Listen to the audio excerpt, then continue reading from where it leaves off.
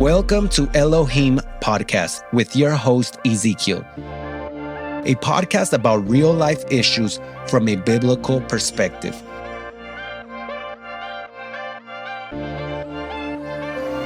Welcome to Elohim Podcast, a podcast about real life issues from a biblical perspective. Today we have Lionel or Lionel, depending how you know him, Flores. You are a pastor's kid, you are a sound engineer, you're a musician, you're a worshiper, you preach, man, you have a heavy agenda, you travel. But I'm so honored and pleasure to have you, man. Thank you for coming. I appreciate the invitation, man. It's crazy. I'm just doing a quick connection out here, so we're like, I know. Quick. You're like, we're going to record this podcast. I'm going to go back to the airport and then I'm going to head out. Yeah, fly a red eye. No, but can you share a little bit of what you do, the things that you've done? You worked with so many people. Mm-hmm. Can you just tell the person that's listening that might not know you a little bit of what you do? Yeah, so, my name is Lionel, and I'm a sound engineer, and I'm an RF engineer pretty much. Oh, okay. I climb towers for a living. Oh, I did add that. I climb towers for a living. Is that dangerous, dude? I like living my life at the edge. OSHA. Oh no, we don't have that. Just kidding. But yeah. No, do you know being a sound engineer? I'm pretty sure it's very tough. Sometimes you're doing sound, and you may be very good, but things happen. Like cosas suceden. Like, what are some of the crazy things? I know, like for a local church, there's feedback and people right away turn to the sound person and they're like, and you're over here trying to move it and find the problem. But is it stressing to be a sound engineer sometimes at big events? Because you've done concerts, right? You've done different massive events. Yeah. So I think that it's stressful, but the thing is that the worst thing as a sound engineer is panic. A lot of the people start panicking, start pressing buttons and everything. So mostly when you do sound, you just have to make sure the gains are low, not peaking everything out, and everything should flow. And the thing is that as a sound engineer, just a tip for anybody, any church that's watching me, monitors are for monitoring only. Speakers are the main volume. Monitors keep them down for everyone to do feedback. Lower your gain. Exactly. No, I think being a sound engineer is a talent in itself, just like piano, guitar, all this stuff, because you have to be able to hear and the frequencies and, compression and all this other stuff that people don't know. There's a lot that goes behind the scenes that people don't realize. Yeah. But have you ever had a microphone thrown at you for? Oh, for sure. Once I had where was it? I think it was in Atlanta. They threw me a mic that they couldn't hear themselves. And they threw the mic at you? Yeah. They took the mic from one of the singers and the guy just threw me the mic and I'm like, I'm like, crazy. We're not talking of $1,000 mic. We're talking of $4,000 or $5,000 mic. No way. And I was like, okay, you're paying for this. Yeah. We had a conversation on the phone and you're like, Ezekiel, you know what? I'm going to get married pretty soon. You're excited about that. You're like, finally, por fin. I know. I waited for so long. Hey, but that's good that you were patient, though, because there's some people, I'm pretty sure you could have been with other people and stuff like that, or taken the easy route, but you waited for that sierva. No, I think that yes, I waited. But I think God was looking out for me because I could have made disastrous, decisions out of emotions. Decisions on the flesh. Not thinking, of God's purpose and God opening doors. That's good. That's good. Because believe me, I dated the worst in people. Like, I think I found the worst people to date. But I was also broken, so I can't blame them for being with the broken person. Were you ever on a date and you're like, what the heck am I doing right now? Oh, no, it's happened. Like, I was like, I'm not going to say it because probably the person is going to be watching or something. If you don't mention names and they get offended, it's because the shoe fit. They know. The heel fit. No, but it's crazy because thinking like a person is Christian or whatever, but they're not in the same spiritual level as you. They're churchgoers. Churchgoers, but minister daughters or whatever, or even ministers or ministras, yeah, but they're not living the Christian life. Exactly. Oh, that's tough. And a little bit, I literally left like the ministry for a while because following that and being a minister, like I thought that person was going to track me more to God. Yeah. They dragged me out of God. And the thing is that I was looking for love. I was looking for acceptance. I was looking to fill that void that I was having. Yeah. The loneliness. The low self-esteem. I don't know, different things. But you know, on that conversation that we had, you're like, you know what? I'm ready to close that chapter in my life. You know, it was a very terrible season. You know, I'll always have respect and love for that person. But, you know, now I'm getting married with this new person. You know, people might not know. You know, they see you on social media, always smiling, always happy, always working on them towers. And just living on planes. Yeah, catching the red eye and all this. You know how to stay entertained at the airport. Oh, yeah, for sure. But you said, you know what? I want to close this chapter in my life. But, you know, people don't know that you were married before. You got married young, 20 years old. You were barely building your credit. I think I already ruined it by then. Yeah. You're super young. You're 20 years old. And then a year after you got married, I think you said it, you got married in Vegas. Yep. You're like the movies, man. I got married by Elvis Presley. Not just kidding. By someone dressed like Presley. But after a year of being married, she passes away.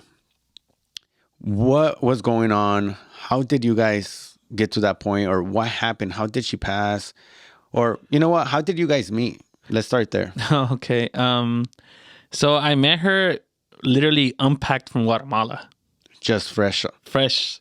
I was going to say fresh off the boat, but, you know, there's no boat. But I met her like that. And you know, we saw each other and... you like, fell in love. I was like, oh, she cute. She cute. Who that? I like that hair. I'm like, she's looking right at me, you know, like with the big eyes, you know, like... And it was just, when I saw her, I'm like, oh, snap. Yeah. And she submits. She's not like these American girls. I'm like, oh, she can make tortillas, you know. And so it was weird though, because I grew up with all men. She grew up with all women. So different ways. Different ways. Yeah, my mom taught us how to clean, cook, planchar, and everything. And it was crazy, you know, because when me and her got together, because we didn't get married first, we got together, you know. Yeah. After some situations that happened, we just got together and, you know, and... So you guys were living together without being married. Wow. And just FYI, she was my dad's co-pastor's daughter. Wow. So that was already the game. You know, that was a whole different conflict right there. Yeah. So it was just one thing and another, and then we got married, and it was and the first, like, it was weird because girls from over there and girls from here think so differently. Yes, big difference. So, like, I couldn't pick out my own clothes because she was like, how you dress, it speaks about me as your wife. Really? So, like, I would get home, like, she would work and do stuff too. I would get home, food cooked, ropa planchada, like, I was living the dream. You know, I was a full-time student. I was a full-time job, you know, so it was just a lot of things, you know, on the play, you know, like, she grew up with pure women. So, you know, in the Hispanic culture, the woman does everything. Yeah, and the Latino, Hispanic. And well, me, I grew up with my mom is like, nope, you guys need to learn how to cook, clean, and everything, because if you guys get married with a woman that does not know, at least you guys know. You're like, hi, mom. No, so you guys you finally got married after not being married and living together, and probably getting a lot of heat for that from your church and people and all that stuff. So you're getting married and you're having a good time. But you told me that the first year of marriage was hard. The first 6-7 months are hard. Like, I feel like you're still adapting. Like, you know, my mom would always, like, my parents would always tell us, like, you were not born into like with her. Like, you don't know how she's gonna react. You don't, like, just have patience. Yeah. God didn't make us to understand them. He made us to love them, love over them. And I'm like, this woman. But I know she said that a lot about me too. So, you know, me quedo atrás, you know, like, it was mutual. Oh, for sure. And she was chapina, you know, she was like, oh, like feisty. Oh yeah. And, you know, like, she was a whole nother level, but it was crazy. You know, especially being 20 years old, married. Yeah. It's like snap. Like, what, you know, like, I didn't, like, it was different. Like, I was excited to get married because my parents been married for so many years. They give a good example. They gave us a good example, exactly. And she was an awesome spouse, of course, like any, you know, couples. We had our troubles, we had our situations, but we stood through it, you know? Yeah, because I got married too at age 22. So, I mean, in the beginning, you're still trying to figure it out. You have things that you need to work out in your life. If you've been through traumas or you have bad habits from your parents or you're in your life, you need to let God work in your life. You need to let go of those things. You need to mature. You need to grow up. You need to be financially wise and stable. Fortunately, I was able to always be kind of financially mature because I always saw my dad talk about credit, talk about paying your bills, talk about this. But I can imagine somebody that is barely figuring it out, how he can go downhill, and that causes a big issue in marriage. But you told me, you know, everything was fine. One day she started coughing. Yeah, it was crazy because, you know, we were spending so much time together because I had lost my job during that season. Oh man, that's tough. And they laid me off, and I was like, you know, devastated. So I was spending a lot of time with her. Building bonds. Yeah, and she was working for my dad at the time, so she was in ministry with my dad. She was my dad's secretary, and I was like, cool, you know. So it was just a different, like, you know, those last four weeks of her being alive, like, we spent so much time together. Yeah. And it was just like, it was a very beautiful thing. You know, we weren't arguing anymore. We were like, just. You feel like, okay, we made it. We made it. We got the hang of things, and it's working now, and now we're figuring each other out. Yeah, we figured out, you know, the communication aspect. Like, you know, she wanted me, like me, if I'm angry or mad or whatever, give me some space. Let me calm down and I'll talk to you. Yeah. And that's huge, man. She was like, no, no, I need to get my point across right now. Like, right now. But she learned to give me my space. I learned to, like, you know, let her speak whenever she needed to speak. So it was just like a different, like, we were like becoming so mature because we were married, you know? Yeah, you're becoming a good team. Yeah. Good team. But you said that, you know, you guys were building bonds, getting together. Your relationship was doing amazing. Go to the doctor. She's not feeling well. She's like, you know what? Our anniversary is coming up. I want to feel better. What did they tell you at the hospital? So we went to the hospital. It was like she was having a really bad cough. I'm like, you know what? Let's just go to the emergency. Hopefully they give you an antibiotic. Call it a day, you know? So it was different because during that season, it was like, you know, I didn't think what was going to happen. You know, and, you know, during that season, like, you know, she had a really big cough and they gave her a medication that, honestly, the doctors didn't know that she was allergic to. Oh, she was allergic to a medication that they gave her. What did she have? Just a cough or what? Pneumonia. Pneumonia. What did they give her that caused a reaction? It's a medication called gentamicin, I think. Oh, wow. So it was just a whole different, like, I did not understand. So she went into cardiac arrest right in front of me. Me and her were talking. I was sitting in the chair right next to her, talking, making jokes. Literally, me and her making jokes, laughing. I'm kind of during that time I was more of a jokester than now. And it was just like, you know, one moment I'm speaking to her, and next thing I know, I'm like watching the blue sirens going out in front of the room. I see nurses and doctors running into the room, and literally they pushed me to the side. But I guess they never noticed that I was in the room. That you were still there watching. Yeah. So, and the thing is that I was a student. I was studying medicine. Yeah. So the first things they teach you in medicine is CPR, you know, and all that stuff. So imagine knowing all this knowledge and seeing your spouse pass away in front of you, and you're like, how's that even possible? Like, everything went to a blur. Were you like in shock? Were you like frozen? I was in shock, and it was crazy because that day, you know, my dad was driving to Vegas. I remember that day perfectly. Like, when I called her parents, I'm like, you guys need to come to the hospital. Ooh, that's tough. When you called her parents were I didn't tell them much what was going on. I just told them, you guys need to rush to the hospital now. You know, and I called my dad. My dad literally was like halfway to Vegas already. My dad had to come back and come, you know. And when everybody got there, she already had passed away. Man, how did you feel in that moment? Like, you know, it was a very hard moment to relive, you know, to live, because, you know, it was very sad. Like, you know, like I didn't understand what was going on.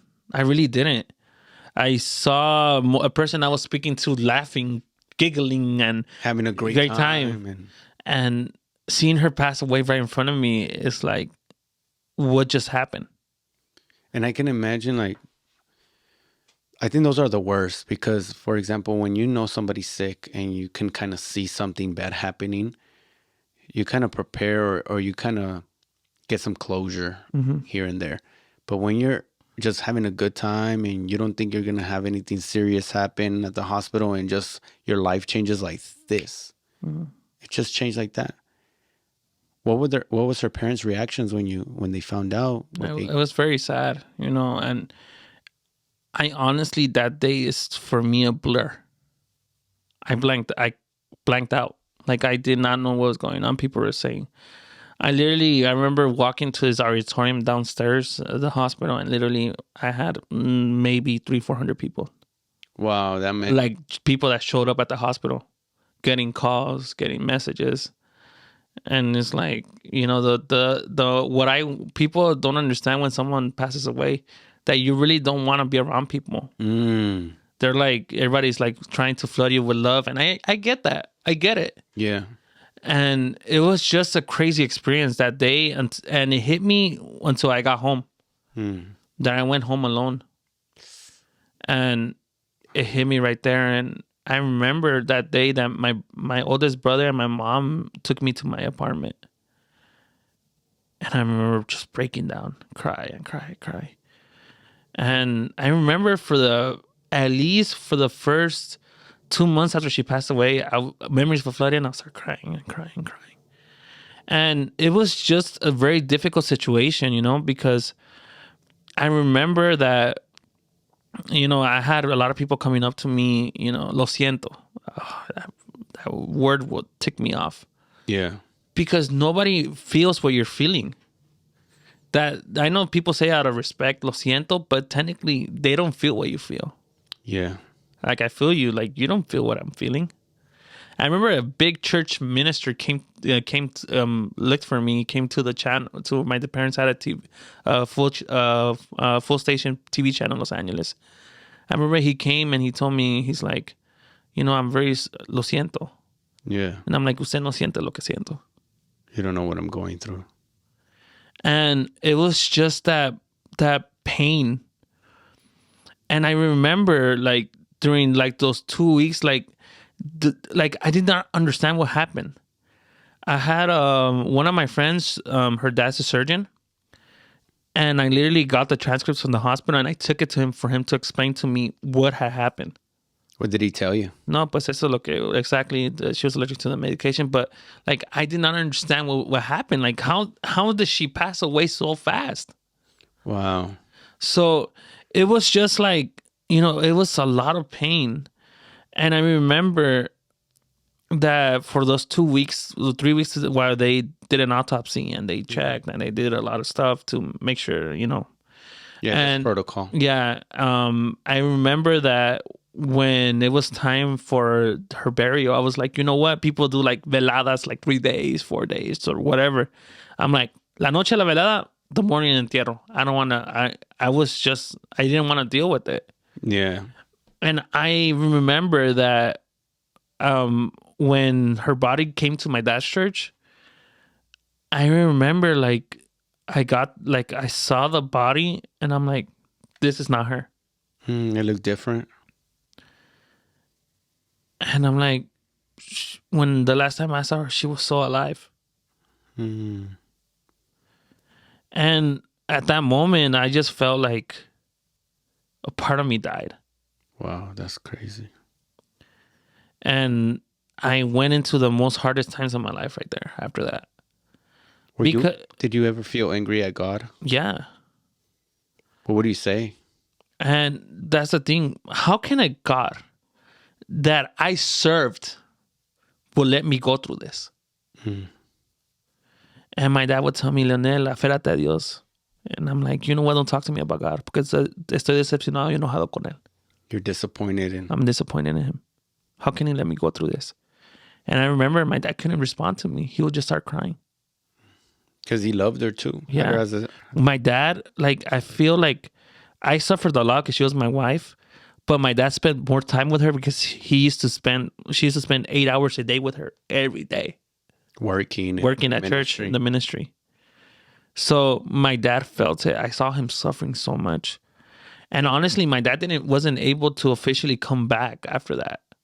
And for so many, like, you know, after that, 2 years later, he decided, you know, my dad decided to, like, not give up and being a pastor. He just decided to take some time off. And like, he was going through so much. Yeah. You know, because also it hit him. Yeah, it's tough. And you have your doubts, and you told me something the other day. You're like, I was doubting my purpose in God. I doubted who I was in God. Like, literally, I was searching. I looked into other religions. I looked into other things because I'm like, you know, I started like low-key becoming like, I didn't believe in God no more. Like atheist? In a way. But I started searching. I looked into Buddhism, Hinduism, you know, Islam. You know, I started looking and it captivated me, like, the Hinduism, how they put the dead bodies on the boat and they ship it out and they turn it on fire. Really? And when the body is going through the city, they cannot cry. They have to laugh and celebrate their life. Wow. That's a different way of thinking in a way. So yeah. I started seeing all this different stuff and questioning who God was for me. Like literally after that, I started like literally I remember during that time there was this song that literally during that season, that's the song came out, la de Bésame a mí con besos de tu boca, de Marcos Brunet. Yeah. Marcos Brunet during that season was like, he wasn't known. Yeah. And during that time.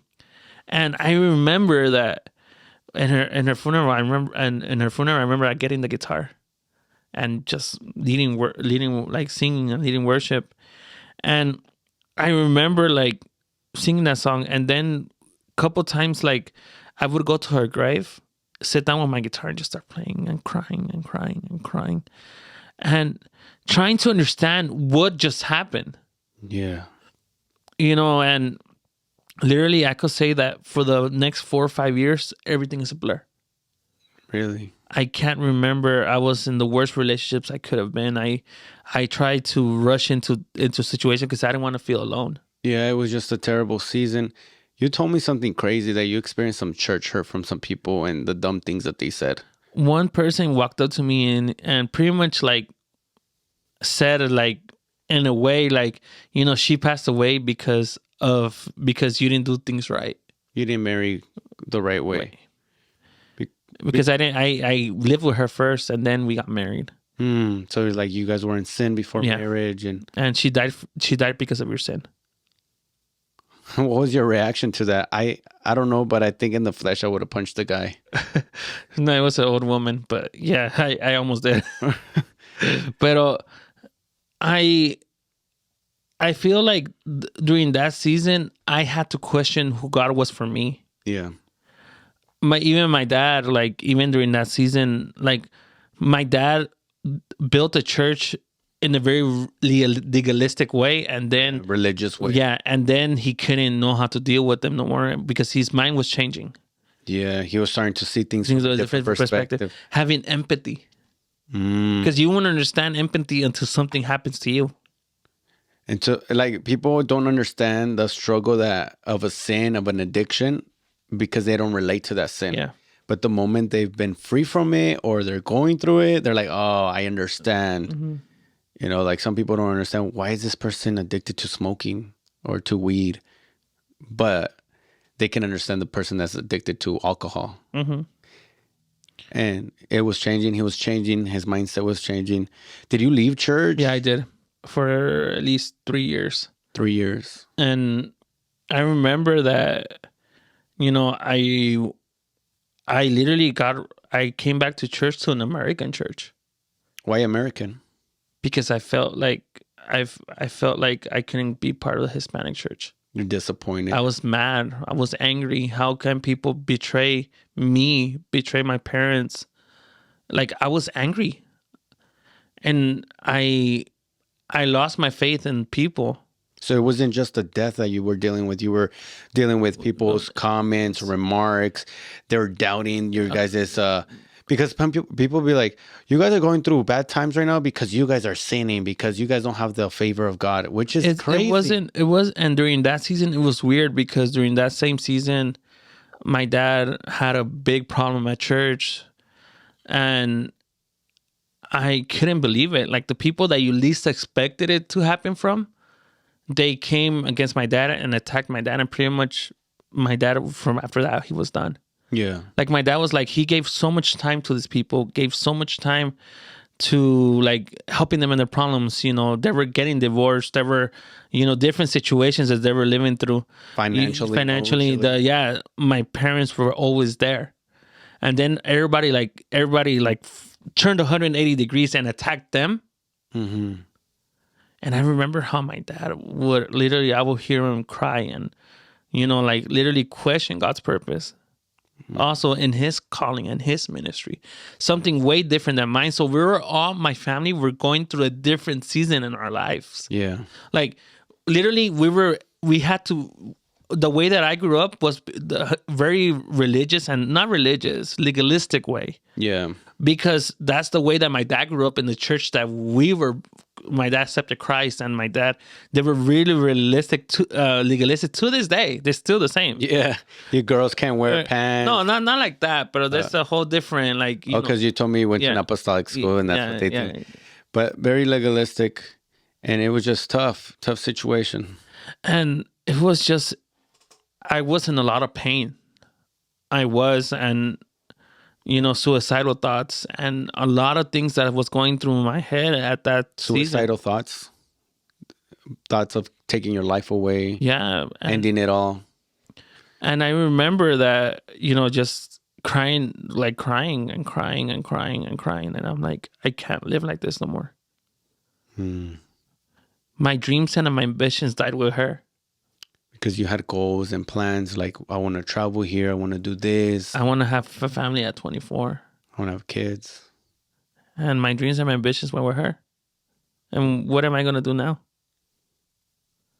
You didn't see yourself with anybody else. Was the love of your life. She was the, I feel like she was the love of my life at that time, and I don't have no regrets.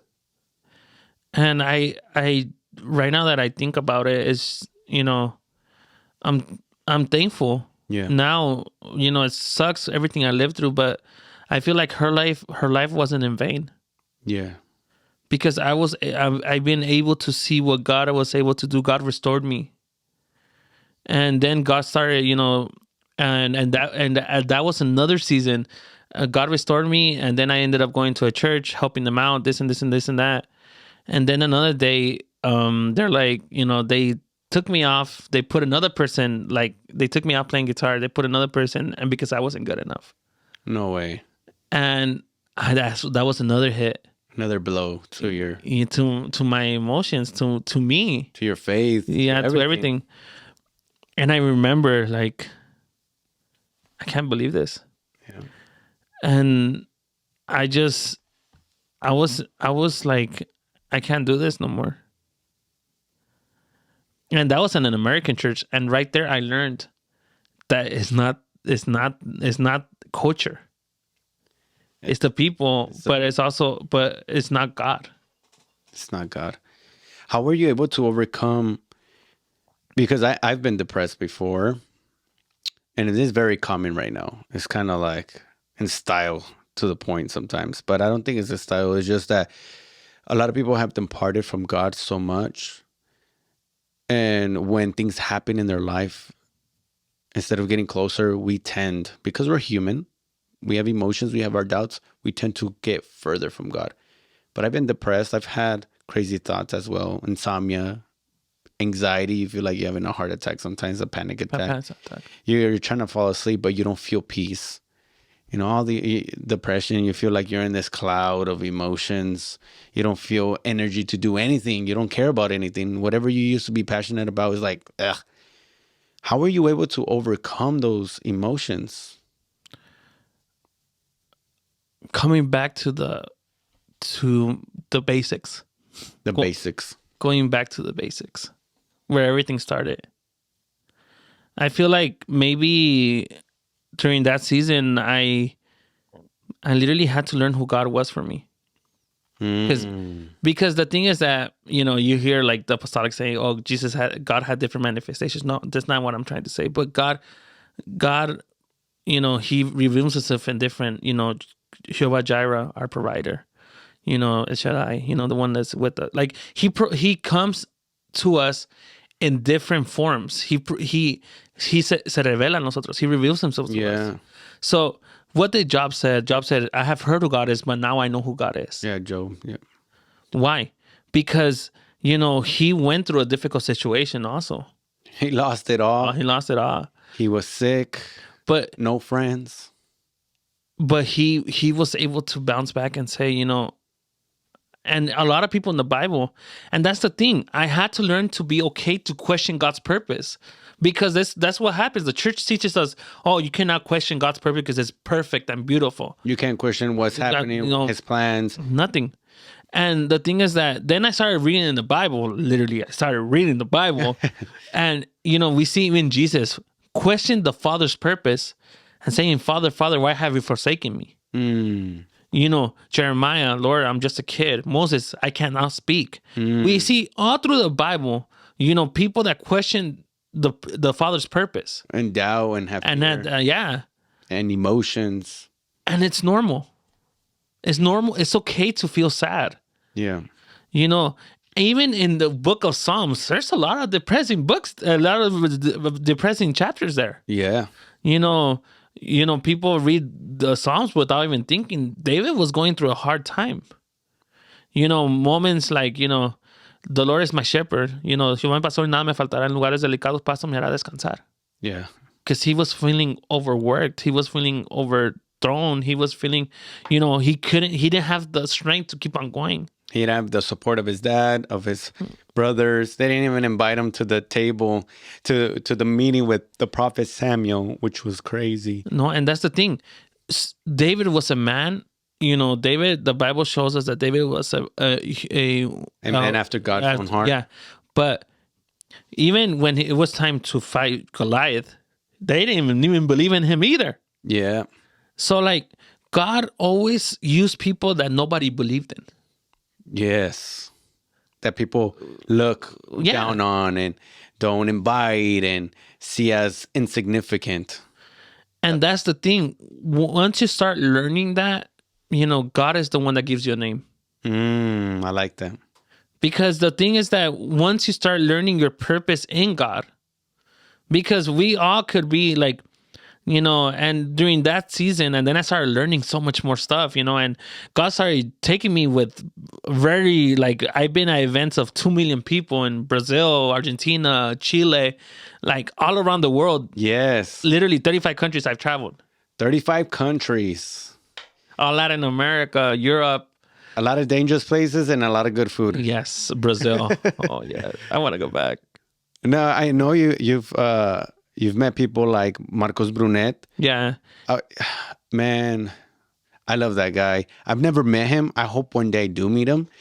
Not because of, idolizing somebody, but I just admire his heart to worship. I've seen some preachings. I've seen what he's talked about. You can just tell when somebody is worshiping God and just trying to sound good, and then another person that's actually like worshiping God with their heart and trying to bring and impart the presence of God over people. And you've worked with him, you've met him. Miel San Marcos. Well, like, I never like to say the word worked because I've been a part of whatever they're doing. You know, I'm friends with ministries, not literally friends with them. Okay. So, and that was another thing that I started learning during that season, that my purpose started getting like confused. Because I started losing my identity, who God has called me, and I started living with borrowed anointings. Borrowed anointings. What does that mean?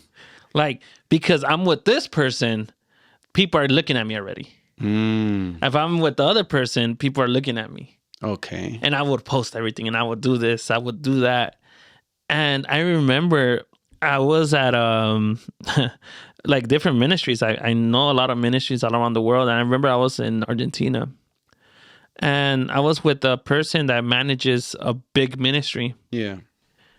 And he told me straight up. And I remember he left me crying in a restaurant. He's like, "Oh, I have to go to a meeting. Are you okay to walk back to your, like, you know, here's the money if you want to stay here for a bit." And he left me alone crying in Argentina in a hotel, in a restaurant by myself. What did he tell you? He's like, "You cannot live from borrowed anointings." Like, it was crazy because before the pandemic, like, that all happened like literally before the pandemic. Yeah. So I didn't understand what God was preparing me for. Like, literally, that before the pandemic, I was in November, I was in Argentina. December, I was in Chile. In January, I was in Honduras. In February, I was in Guatemala. And I was like all around the world, like traveling. Like, yeah. And I started, like, once he told me those words, I'm like, it's not about a person. It's about my service of what I want to like. It wasn't because what was going on. If I didn't get recognized, I would get frustrated. Wow. God was revealing to you the posture of your heart. It's not about a person. It's about a purpose. And God started like really showing you and humbling you and demonstrating you. Because that's the thing. People see my social media and they're like, "Oh, you're friends. This person follows you, or this and this famous person follows you. This and this and that." And I'm like, yes, but you know, like, you know, like, and that was the thing that I had to understand, that it wasn't like I was trying to be with them to follow an anointing. Or follow because people could see me. Yeah. But not my own calling of who God called me to be. Wow. And I started learning like my calling as is also. Yeah. So when the pandemic hit, you know, a lot of churches started closing down. And one thing I've learned was that I'm helping all these ministries all around the world while my own dad needed help.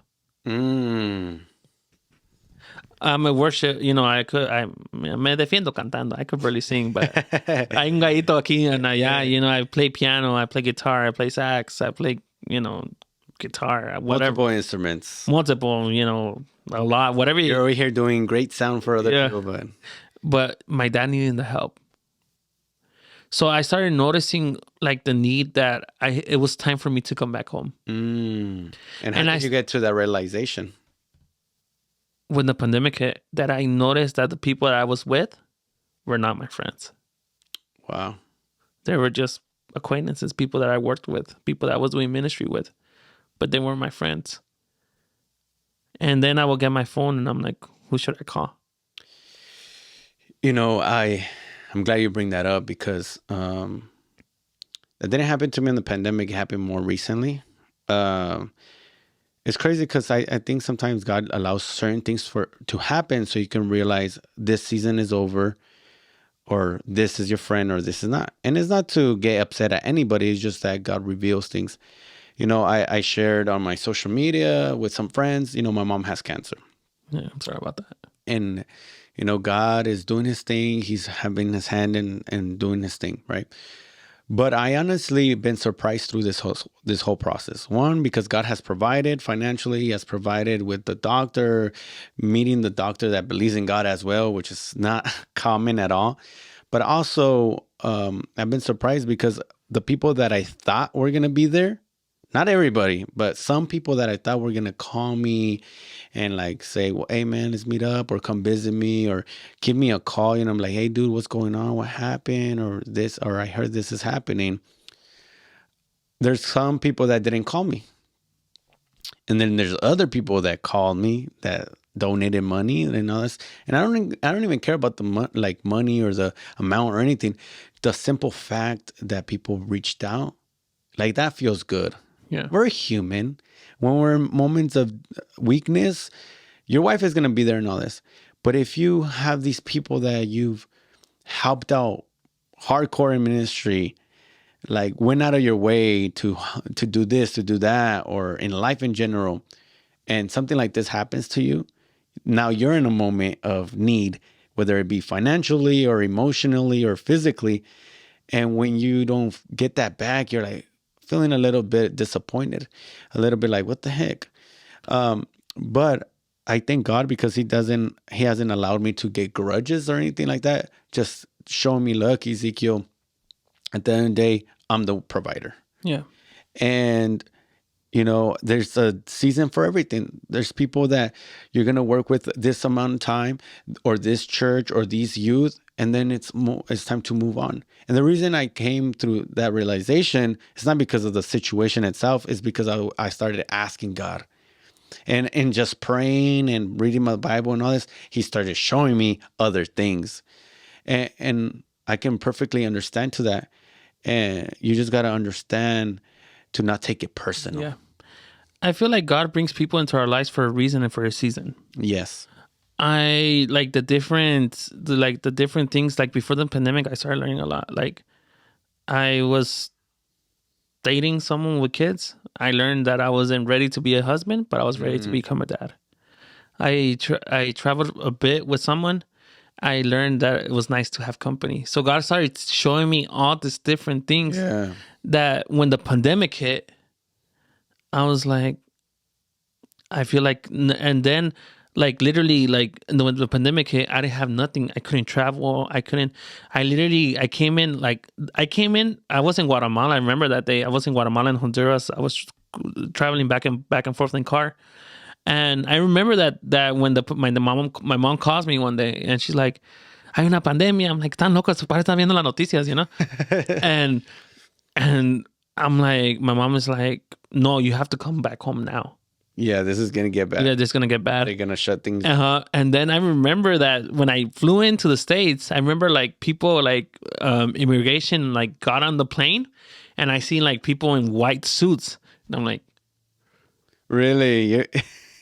I'm like, okay. They tested you guys? Yeah, they tested us on the plane, and they had you for a 14-day quarantine. No way. Yeah. How was that? Like, they had you in the hospital?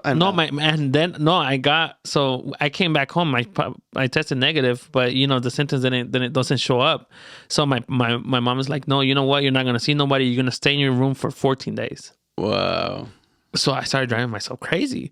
I always been the person that go.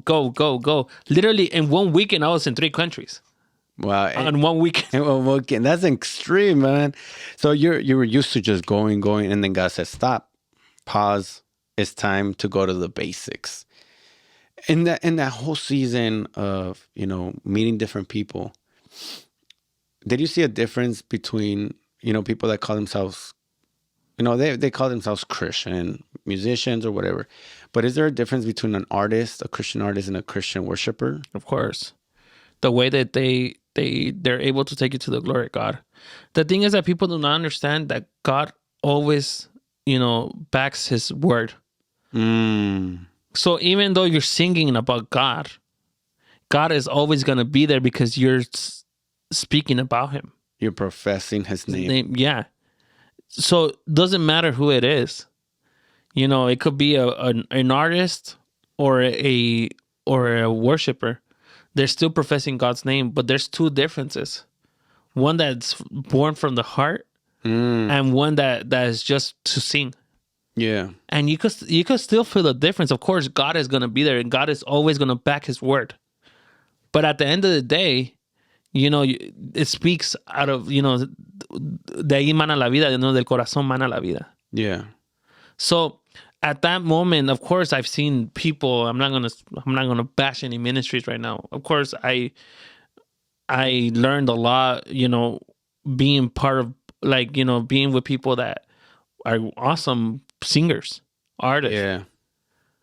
But their personal lives, doesn't reflect. No. And people that they live for the ministry, that literally you're sitting down with them and all they talk about is God.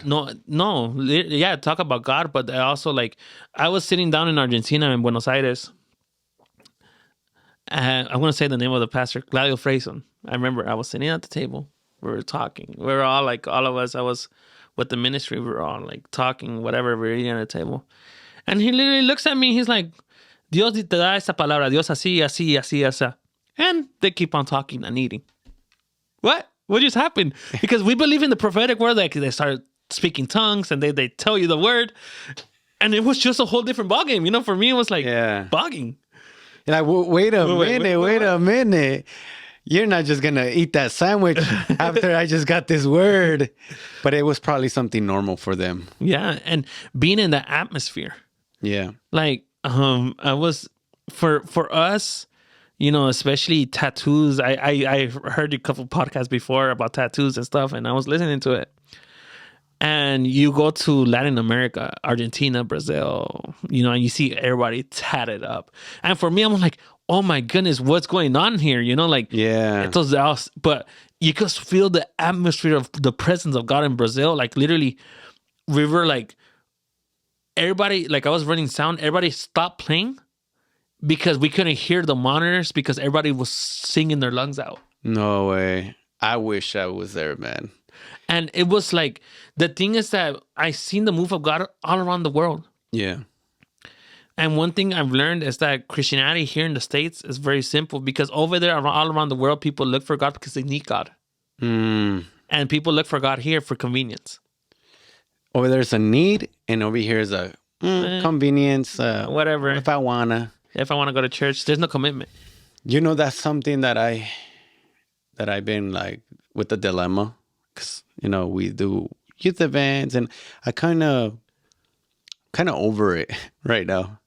To be very transparent with you and very honest, there's a couple camps coming up, a couple youth events, and I'm not that excited for them because I see how people worship. I'm not saying every church here. I've been to some amazing apostolic churches. They know how to worship God. But I've been to some non-denominational and stuff like that. Not to bash any denomination, but people don't know how to worship God, bro. They choose not to worship God. And not that they don't know. They choose not to worship God. They kind of force themselves to clap their hands, to sing, to give reverence unto God. They're on their phones and stuff like that. And I'm like, I wish I went to another country just to experience people be like, I need God. I understand who he is in my life. I understand that he's greater than me. He's the Alpha and Omega, the beginning and the end. He's Elohim, the Ruach HaKodesh coming to my Holy Spirit, Jireh and all those names that you mentioned earlier. But here is so dead. Yeah, and it's crazy because literally I remember I was in Istanbul, Turkey. We had, yeah. Did you just mention a plate of food? In Turkey, yeah, and it was I've been to Damascus, Syria, and different countries, and it was crazy because they literally drove us out the city, and we did a massive 6,000 people, and everybody worshiping God, and where Christianity is being prosecuted. Yeah, and you go to all these countries and you see the moves of God, and honestly, it's sad. It's sad what's going on here. Yeah. So I feel right now, I felt like God has called me for this season for everything that I've learned, because that's the thing. I'm going to say names. We can't have the same move that's in Latin America. The same move that, that when Marcos Brunet or Miel San Marcos, saying names out there, we can't have the same move because we're not from Argentina. We're not from Guatemala. We're in the United States. That's a whole different move of God. It's a different way of worshiping. Exactly. But the same God that we The same God, but you got to remember that every country, every place has its own, its style, own demons. culture. Yeah, demons and all the stuff. So every place every place is situated in its own thing. So, now that I'm working with a different ministry, I've learned that, I always felt like I was part of, like, I never felt fully Hispanic. Yeah. Because I never felt like I fit in with the Hispanic culture because I'm not born in Mexico. I'm not born in Latin America. Yeah. And then I felt like I don't fit in the white church because I'm not white. You see this chocolate, you see this brown caramel skin. Like, I never felt like I fit in. Yeah. So, like, talking about these conversations and, probably just jumping to the next subject, my prayer to God during that season, those during the pandemic was like, God, I started learning so much. Yeah. Even politically, like people like, Trump, Biden, whatever. I'm not going to get in political right now. But I started learning so much stuff. Like, God started speaking to me about, who was Moses. The Bible says that Moses was born Hebrew, grew up Egyptian, and he killed an Egyptian for a Hebrew. He never forgot who he was. Yeah, he knew deep down where he came from. Exactly. And that's what's lacking in this generation. We're forgetting who we are in Christ and who we are as a culture. That's good right there. So I literally, that was my prayer. Like, Lord, I want to be that bridge. Humbleness builds bridges, but pride builds walls. Exactly. I like that. So that's, and literally, like, it was crazy because her name is Mariah. Like, it was crazy because right now I'm fiance. So Mariah the fiance, she's white, green-eyed, white. So, like, for me, I never in my logical, I would have looked for a white chick. Never. Is that because you didn't feel that you were compatible with Exactly. Because I have tried dating before and I felt like it was no way like it was gonna work out. Yeah. And it was crazy that, that God brought me a girl that's from a small town in Wisconsin. like the 70s show, like Dude, I've been hearing the name Wisconsin a lot and at work and others. I'm like, God, do I gotta go to Wisconsin? What's going on? I'm like the only Mexican. I'm like, walking around, like, where's the Mexicans at? Like, where's the tacos at? Yeah, no, they have good tacos out there. I found some Mexicans finally, but like every time I go to like the Midwest, is like Wisconsin, Minnesota, like all these places. I'm like Iowa. I'm like, where the Hispanics at? And it's crazy because she's an answered prayer for me. Yeah. She's a pastor's daughter. Wow. She understands, church trauma. She understands empathy with her life situation. And it's not my story to tell. So whenever you want to invite her, that's her story. Sorry. And it's crazy because, when we had that, when me and her started talking, we had that instant connection. You can just feel it. Instant connection, and we were able to relate in so many aspects. She's traveled the world too. Wow. So like, and you guys are probably going to travel it together eventually. But our goals right now are different. Yeah. I feel like right now our goals are, like settling down, because we pushed, and we tried to force doors open. And now I've learned, and I know that she has learned, is that, we just have to stop. Yeah. You can't force doors to open. And, homegirls, she slid into my stuff, and she liked, she liked me or whatever. And then I'm like, hi, my name is Lionel. What's yours? And then from there, like, if you can't read the names. I know, for real. and that's how it started. Yeah. And it's crazy because, like our worlds and, traveling and doing ministry, like, it's crazy because whenever she's in California, she goes to my dad's church. Homegirl barely could defend, like, she could speak Spanish, she'll defend, she could say what she does. But I've never met someone so open of a culture, so accepting and not trying to change me. Because everybody was always trying to change me and I like, it's weird because we're, of course, like any couple, we have our things, but at the end of the day, love overcomes it. Yes. And, especially me doing long distance with her, it's a whole different ball game. Yeah. I live in California. She lives in Minneapolis. She's moving, next month to California. So I'm like, yes. Praise God. Praise God, And it was crazy because we were talking about it and she's like, like Ruth and Naomi, your God is my God. Your culture is my culture. Wow. That's great. And it's like, what kind of white person does that? Are you going to learn how to cook and iron? It's okay. I know how to do it. No. It's okay. No, but I'm so happy for you, man, that you found a woman that believes in your God, that is not trying to change you, that believes in the same things, that it's aligned, that you guys are equally yoked. And that's very important. And I know there's so much that you can tell me about her. So many great things. You have a big smile right now. You're so happy. He was telling me a lot about her. And, I'm just so glad that, because you shared a very deep story right now, but I know that you're sharing it from a scar, not a wound. And that's huge because sometimes people share a story from a wound and, you can always cry and stuff, but you can still tell they haven't overcome it. And I know that you have overcome it, that you're empowered, that you're ready for the next step, the next season, the next level in your life, which is amazing. And God, He gave me a new name and He restored me. And now I live and I share my story whoever I can. It's the first time I do it like this. Yeah. But I felt like it was time for me. It's not that I'm closing this chapter and I'm saying, oh, I'm done. No.